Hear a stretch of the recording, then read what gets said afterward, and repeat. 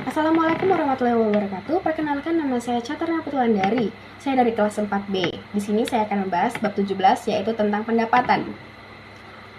Apa sih pendapatan itu? Pendapatan itu adalah arus masuk kotor dari manfaat ekonomi yang timbul dari aktivitas normal entitas selama suatu periode jika arus masuk tersebut mengakibatkan kenaikan ekuitas yang tidak berasal dari kontribusi penanaman modal.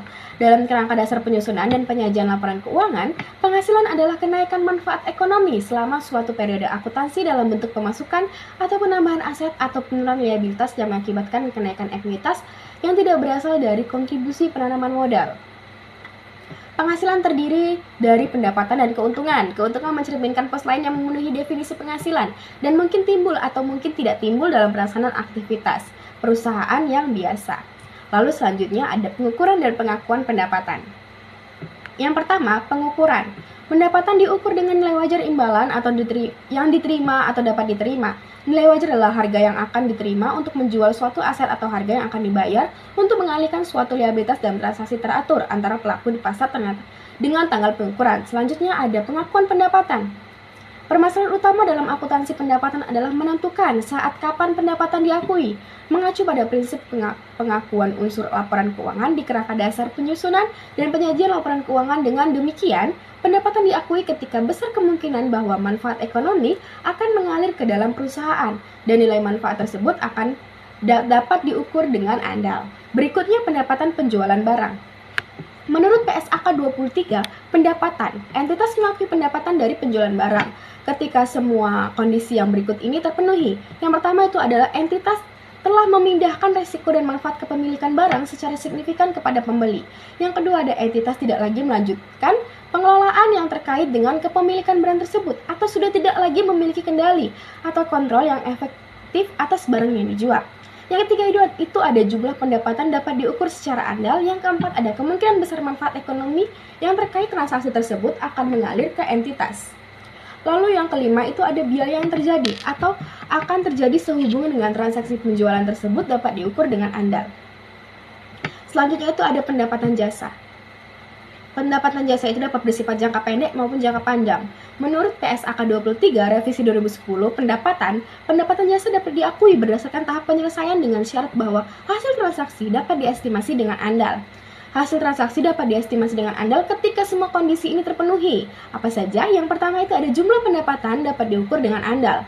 Yang kedua itu ada kemungkinan besar manfaat ekonomi sehubungan dengan transaksi tersebut akan mengalir ke entitas. Lalu yang ketiga itu ada tingkat penyelesaian dari suatu transaksi pada akhir periode pelaporan dapat diukur secara andal. Yang keempat itu ada biaya yang timbul untuk transaksi. Biaya menyelesaikan transaksi tersebut dapat diukur dengan andal. Lalu selanjutnya ada pendapatan bunga, yaitu pengakuan pendapatan bunga mengikuti konsep akuntansi akrual. Pendapatan bunga diakui menggunakan metode suku bunga yang efektif. Pendapatan royalti diterima dari penggunaan aset perusahaan seperti hak paten, cipta musik, dan film akan diakui berdasarkan garis lurus selama periode waktu perjanjian royalti. Pendapatan dividen diakui ketika muncul hak pemegang saham untuk menerima pembayaran dividen, yaitu tanggal pengumuman dividen. Lalu ada program loyalitas pelanggan. Program loyalitas pelanggan digunakan entitas untuk memberikan insentif kepada pelanggan untuk membeli barang atau jasa yang mereka jual. Perlakuan akuntansi untuk melakukan pendapatan yang terkait dengan program di atas, pelanggan diatur dalam PSAK 23. PSAK 23 pendapatan paragraf 12 dan dibahas dalam ISAK 10 program lalu lintas pelanggan. Nilai wajar imbalan yang diterima atau ditagihkan sehubungan dengan penjualan awal harus dialokasikan antara poin penghargaan dengan komponen lainnya dari penjualan. Imbalan yang dialokasikan pada poin penghargaan diukur dengan mengacu pada nilai wajarnya, yaitu nilai poin penghargaan tersebut jika dijual secara terpisah.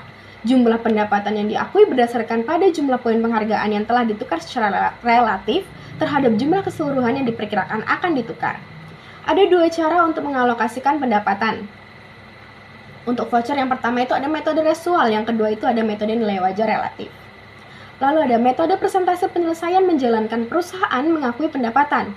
Beban dan laba setiap periodenya berdasarkan tahap penyelesaian kontrak, yaitu berdasarkan persentase penyelesaian. Dengan demikian, pendapatan beban dan laba yang dilaporkan dapat diatribusikan menurut penyelesaian pekerjaan secara proporsional.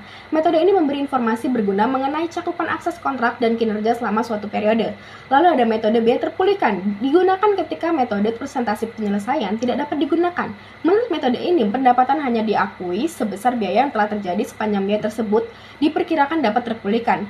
Ketika semua biaya telah diakui, maka laba baru dapat diakui. Perusahaan mengakumulasikan biaya konstruksi dalam suatu akun, yaitu pekerjaan dalam proses, dan mengakumulasikan penagihan termin dalam akun kontrak, yaitu termin atau progress billing. Sekian dari saya ucapkan terima kasih. Mohon maaf jika ada salah kata.